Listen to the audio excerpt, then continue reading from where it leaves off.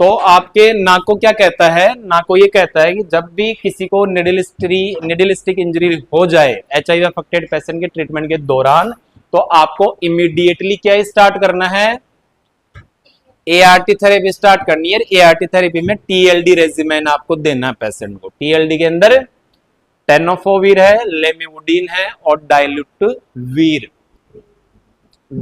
ग्रेवीर। ठीक है, ये मेडिकेशन अपने को पेशेंट को देनी है। अंडरस्टूड।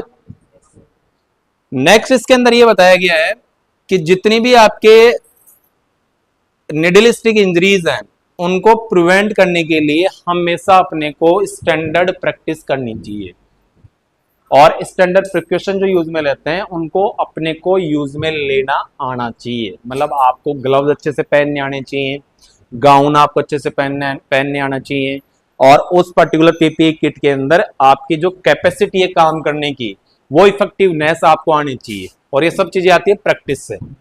ठीक है, तो ये प्रैक्टिस करने के लिए आप जैसे मान लीजिए कि जो नॉर्मल पेशेंट है उनकी यदि केयर कर रहे हो, तो जब भी वर्क प्लेस पे आप रहो तो पीपी किट पहन के उन पेशेंट की केयर करो पहले। और अगर आपने विदाउट एनी प्रिक उनको ट्रीटमेंट दे दिया, तो इसका मतलब ये है कि आप एचआईवी अफेक्टेड पर्सन की केयर भी इजीली कर सकते हो।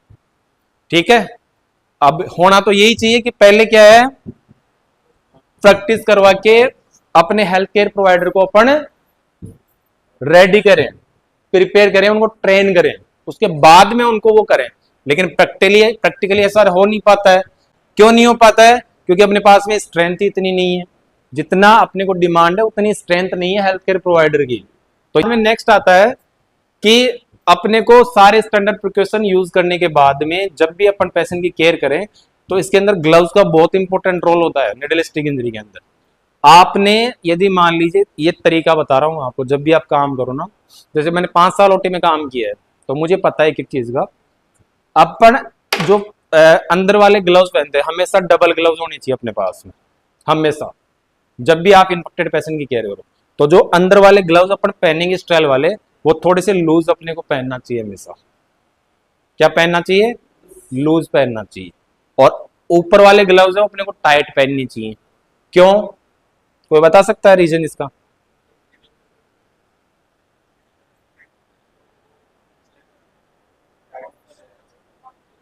वेरी गुड, बहुत अच्छा बताया मंजीत आपने।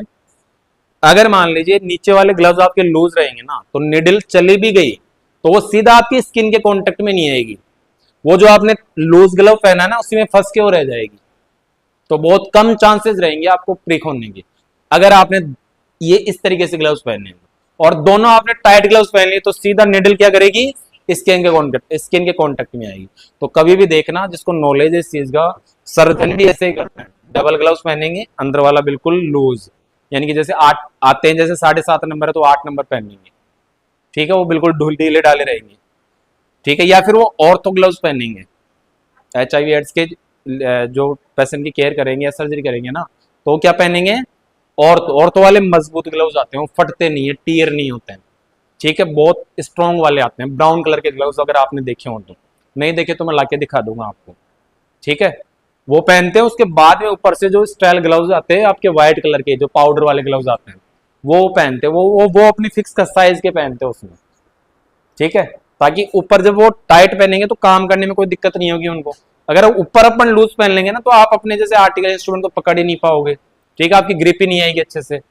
तो इस तरीके से कोई पहनेगा तो ये मान लेना कि उसको बहुत डेप्थ नॉलेज है, उसको अच्छे से पता है, और ऐसे ही अपने को करना है।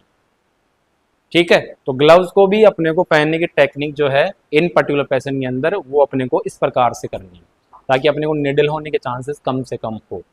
और यदि हो गई तो आपको क्या करना है, पोस्ट एक्सपोजर प्रोफाइलेक्सिस में टीएलडी रेजिमेन लेना है according to the NACO, national AIDS control organisation की जो गाइडलाइन है वो अपने को फॉलो करनी है।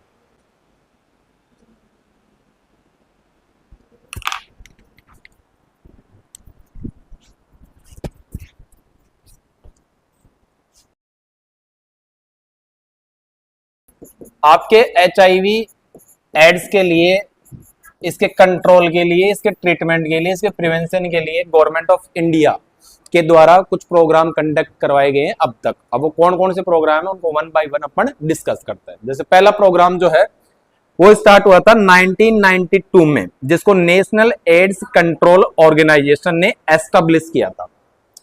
यानी कि आपके एड्स के कंट्रोल के लिए, इसके प्रिवेंशन के लिए एक डिपार्टमेंट बनाया गया था, नाको। क्या बनाया गया था? National AIDS control organisation. और ये कब एस्टेब्लिश हुआ था? 1992 के अंदर, 1992 में। और इसको बनाने के पीछे जो कारण था ना, वो ये था कि जितने एड्स फैल रहे हैं इंडिया के अंदर, उन एड्स को रोकना, ठीक है। जिस प्रकार से एड्स डिजीज फैलती जा रही है उसके प्रोग्रेशन को स्लो करना, लोगों के अंदर अवेयरनेस पैदा करना, लोगों के अंदर एजुकेशन बांटना, और यदि हो चुका है एड्स तो उसके ट्रीटमेंट के लिए क्या क्या गाइडलाइन है जो फॉलो करनी है वो बनाना, फॉर्मुलेट करना। ये सारा काम किसका है? नाको का, national AIDS control organisation, government of India के द्वारा एस्टेब्लिश किया गया था। कब? 1992 के अंदर। अंडरस्टूड? सबसे पहला स्टेप इंडिया के द्वारा ये उठाया गया था। उसके बाद में WHO है आपका, जो 1 फरवरी 1987 में उसने एक प्रोग्राम लॉन्च किया था जिसको जाना जाता है global programme on AIDS. Global programme on AIDS, ये जो प्रोग्राम है वो लॉन्च किया गया था किसके द्वारा? WHO के द्वारा। कब लॉन्च किया गया था? 1 फरवरी 1987 के अंदर, ठीक है। तो आपसे पूछा जाए कि वर्ल्ड वाइड एड्स के कंट्रोल के लिए कौन सा प्रोग्राम सबसे पहले इनिशिएट किया गया था, तो वो प्रोग्राम कौन सा है? Global programme on AIDS. किसके द्वारा लागू किया गया? WHO के द्वारा, वर्ल्ड हेल्थ ऑर्गेनाइजेशन के द्वारा। कब लागू किया गया? 1 फरवरी 1987 को। अंडरस्टूड? उसके बाद में देखिए voluntary counselling and testing centre establish किए गए इंडिया के अंदर, जिसको बोला जाता है VCTC। क्या बोला जाता है? Voluntary counselling and testing centre. ये एस्टेब्लिश किया गया था हर ब्लॉक वाइज, ठीक है, आफ्टर द 1992। सेकेंड स्टेप उठाया गया था इंडिया के अंदर। पहले नाको बना दिया। नाको ने क्या किया? पूरी पॉपुलेशन को कवर करने के लिए, इफेक्टिवली इसके प्रिवेंशन के लिए मेजर्स इंप्लीमेंट करने के लिए VCTC बना दिए सब जगह। समझ गए ना? इसके लिए यह बताया गया कि जैसे मान लीजिए पहले इसका देखो बहुत बड़ा एस्पेक्ट था, आज तो कुछ नहीं है एड्स, आज तो नॉर्मल मानते हैं, पर पहले एड्स जिसको होता था ना वो आधा तो डर से मर जाते थे आदमी, ठीक है, पहली चीज। तो दूसरा, लोगों के अंदर इस बात का डर रहता था कि उनकी जो पहचान है, जो गोपनीयता है, वो खतरे में आ सकती है, इसलिए लोग होने के बाद में भी अप्रोच नहीं कर पाते थे, सहते रहते थे डिजीज को।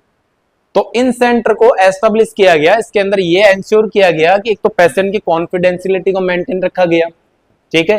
डायरेक्टली पेशेंट अप्रोच करेगा तो इसकी information only health care provider तक और पेशेंट तक ही सीमित रहेगी।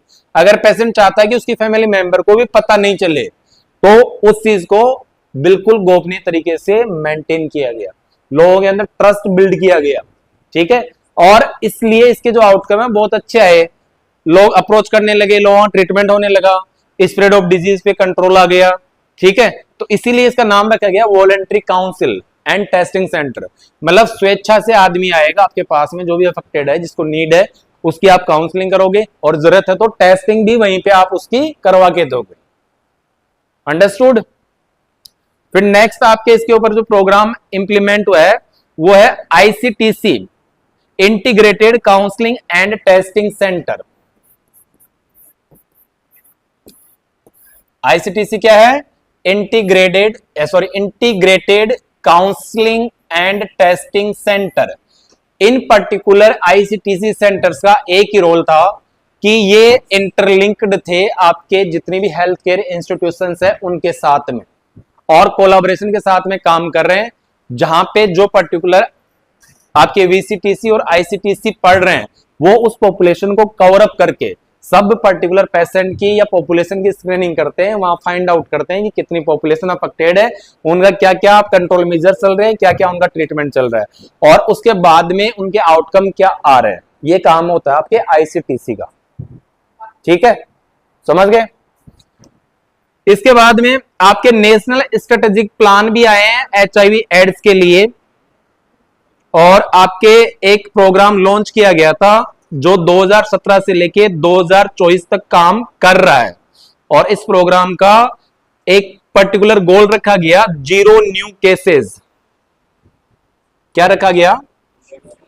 0 न्यू केसेस। ये एड्स के ऊपर ही प्रोग्राम चल रहा है, और इस प्रोग्राम की जो मेन उद्देश्य है उसका यह है कि एक भी नया केस फाइंड आउट नहीं होना चाहिए। इसके लिए बहुत सारे प्लान इंप्लीमेंट हो रखे हैं, और ये जो प्रोग्राम लॉन्च हुआ था इसका टाइम ड्यूरेशन रखा गया था 2017 से लेके 2024 तक।